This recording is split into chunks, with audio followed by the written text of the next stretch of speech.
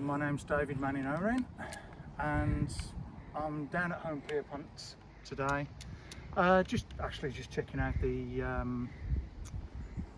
TT bike. Just made a few minor adjustments. Opened the hip up. Took off some Q rings last year, so yeah, just doing some testing, make sure that everything works, nothing comes apart, that kind of thing.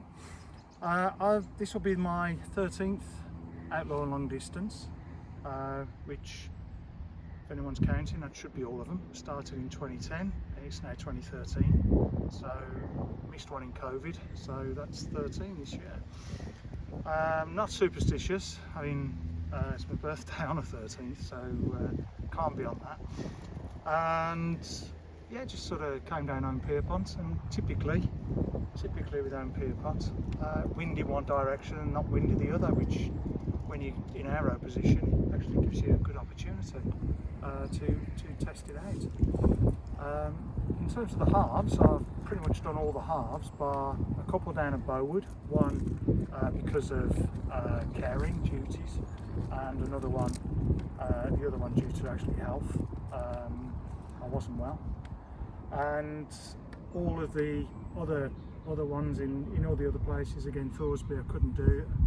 Thorsby when in COVID couldn't do, wasn't jabbed up at the time, and one at Hokum, but again, caring duties for my mother-in-law prevented me from spending a weekend away. In terms of it, I've done 4 other outlaw long distance style events as well, so this will be my 17th.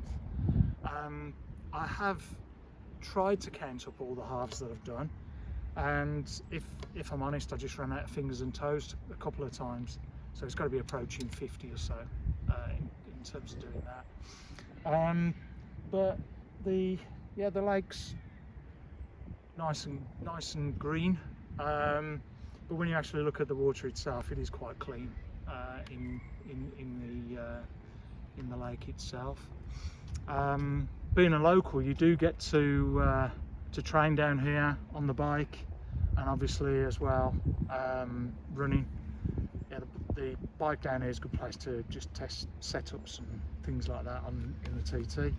Running around it, I know people comment about the outlaw events and having to run around the lake so many times, and it gets lonely at the top.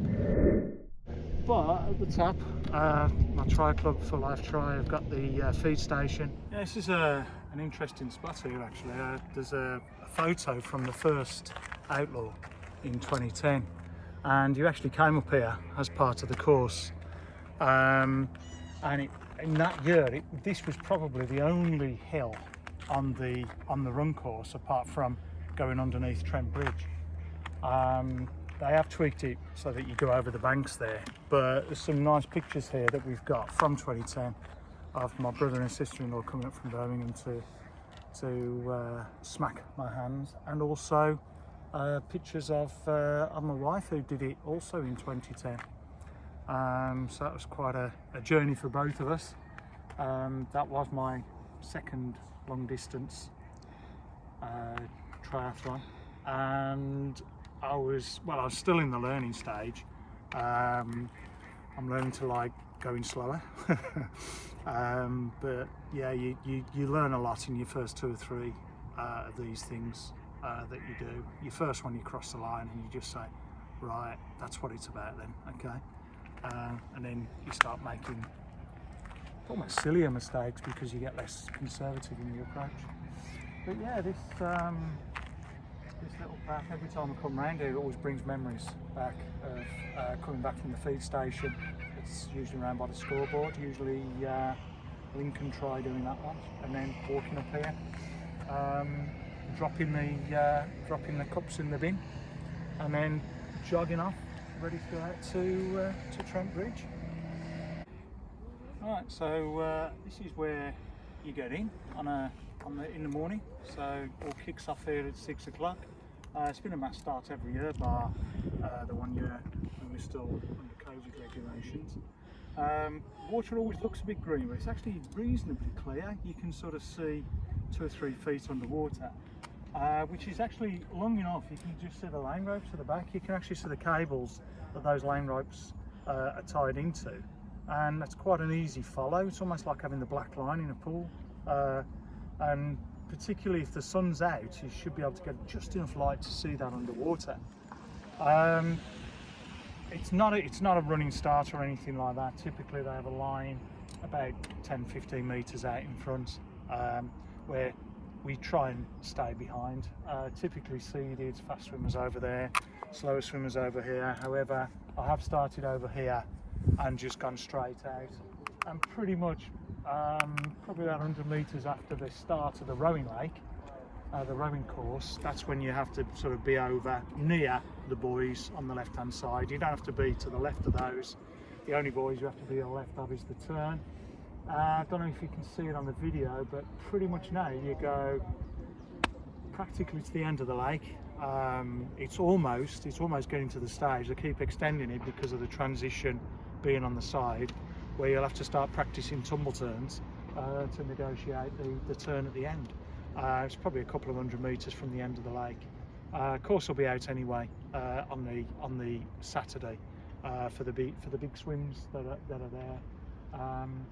It does get a bit choppy as you get sort of past the 500 meter mark, and it has actually been shortened to 3 laps previously, when we had choppy swim, and a couple of laps when there's been blue-green algae towards the back end. But typically the wind, because it comes from behind you here down the bottom of the lake, that tends to take anything like that towards the end of the lake.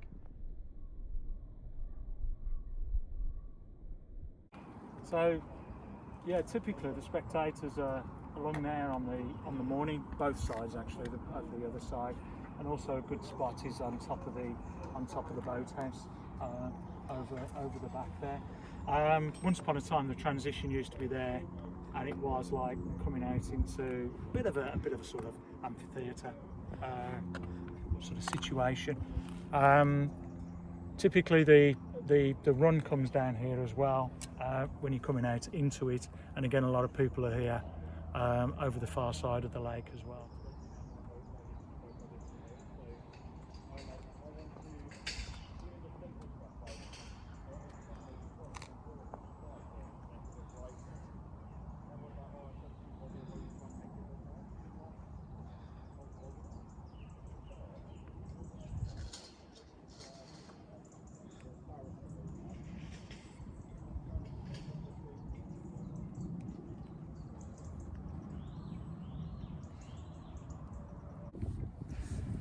So this is the way that you get up to the massage area. So after finishing picking your medals and t-shirts and stuff like that, you're then either confronted with the steps or the ramp.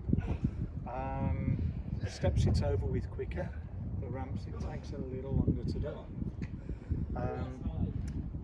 Home Pierpont's a cracking venue because there's a gym there and you can have a shower afterwards as well. So what I have done some years is just go into the gym area with my gear and had a shower, got changed, and then had my food. And you feel really superior sitting there all nice and clean having your food alongside all the other sweaty people. That was when all the transition stuff is down there. If the bag drops over there, then great. But I might stick some stuff in a locker the day before or something like that, just a pair of shorts. So, believe it or not, this is the finish line, what it looks like for 360 odd days of the year, except on race day. So I've been called over here a dozen times on the full, and 9 or 10 times on the half as well, by Simon, Louise and Lee and the crew. The other thing as well is they do make you go past it a few times on the lap, so you do sort of think, right, what am I going to do on the finish? There's a big party atmosphere here, and you just can't wait for your turn on the orange carpet. I do make it special for everyone who crosses the line.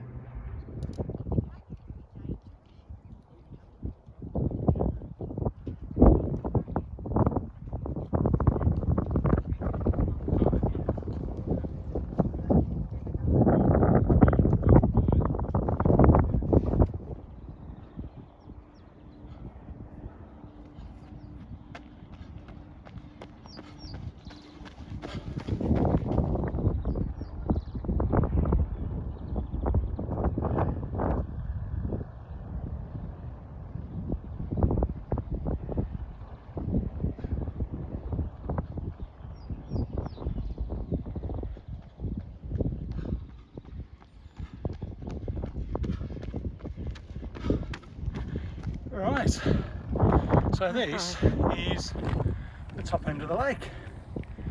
So the turnaround for the swim isn't a million miles away from here. But here is where our club, have the feed station. Been run many years by Una and also Kirsten, Ginny last year, and Erin, Ginny's daughter, is doing it this year, mainly because Ginny's unavailable because she's racing it.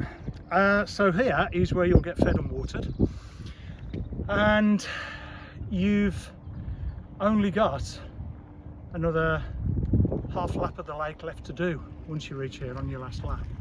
So you're nearly home.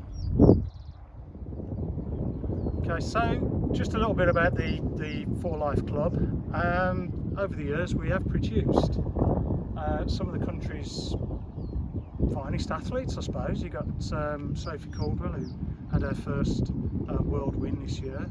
Olivia Mateus, who's representing us at the Commonwealth Games and also racing pro. On the development side, we've had Libby Coleman, Ellie White, who again could be joining the elite ranks in the next year or three.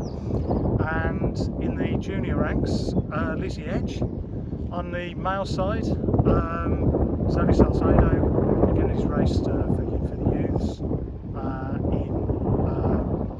for GB. Barclay Izzard, who raced not so long ago at the European Championships, and also Louis Dunn, who is the first person to have done the Future Outlaw and Senior Outlaw. Louis was also done a lot of coaching over here last year with the children, stepped in during sort of COVID times as well for that. Got his level 2, and he's doing his best to get his pro licence. And did a cracking race at Hokum, again won his age group and was in the top 10 overall. Yeah, so quite a development squad at For Life. And also we have people who are racing in their 70s as well. People who have made Kona a couple of times. So yeah, really sort of a broad scope of athlete at For Life. The run course here at Home Pierpont, you do the lake a few times, 3 times I think now. They've put the hills on there, used to be 4. Then you go out into the embankment area along the Trent and back. Yeah, it can get a little bit lonely in some areas with the spectators. However, there's more than enough encouragement from fellow athletes who are always ready to say what silly buggers we are doing such a stupid distance, or you know, if this is your hobby, what's your job like? Comments like that just sort of keep you going. And 9 times out of 10 you'll spot somebody in the crowd who'll be there for the whole duration of the run, clapping, cheering, playing a bit of music, that kind of stuff. All the feed stations are run by triathlon clubs, as I mentioned, For Life. Leicester, TFN have done it in the past, Beaver Tri have done it, and usually the Pirates. And if you ever want to know why they're called the Pirates, just ask them. You'll get a funny answer. The run itself, the lake will always have a wind going one way, and whichever way the wind's blowing, it's always the run direction. So when you turn the corner and it's in your face, you're going, oh, that's nice for a bit, and then for after about 500 metres you get a bit sick of it. If the weather's hot, you'll be glad of it. But on the far side, typically the wind's coming from the boat house, so on the far side of the lake the wind will be behind you, and that can roast you. You can get quite hot alongside this lake, even in low 20s. So when you know, in the summer, if it gets up to 30, it can be really, really hot. No shade, so make sure your hat's there on the back for when the sun's behind you, and front when the sun's in your face. So just on the run, just a couple of tips I'd have. The surface after 3 laps on it can feel a little bit like needles going through your feet. And also the walk to the swim start can be a bit like that, so get some flip-flops for the swim start and use the grass, run on the grass. I do it a lot. It does soften the run quite a lot, and avoids the blisters later on in the race. And the other one, if you are too hot on the run and the wind's from behind you, just run backwards for a bit. The wind will then, you have all the sweat on the front of you, and the wind will dry that sweat, and you'll be thankful for it as a little tip.